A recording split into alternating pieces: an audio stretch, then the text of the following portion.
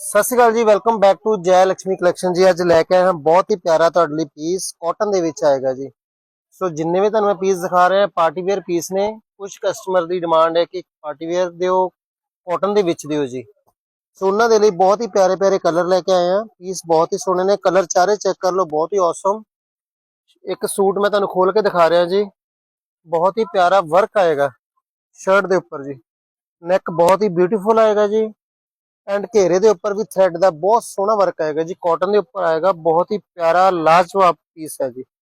सो 3 metre fabric रहेगा जी bottom का, बहुत ही अच्छा फैब्रिक आएगा। दुपट्टा बहुत ही सोहना जी। बुटीक स्टाइल बनने वाले सूट आगे ने जय लक्ष्मी कलैक्शन के उपर विजिट करो तुसी। बहुत ही प्यारे प्यारे ने कलर, मैं तुहानू दिखा चुका कलर 4 ने। डीएम कर सकते हो या फिर विजिट करो जय लक्ष्मी कलैक्शन, बड़ी हैबो near Bhuri Wala Gurdwara Ludhiana. Thank you ji.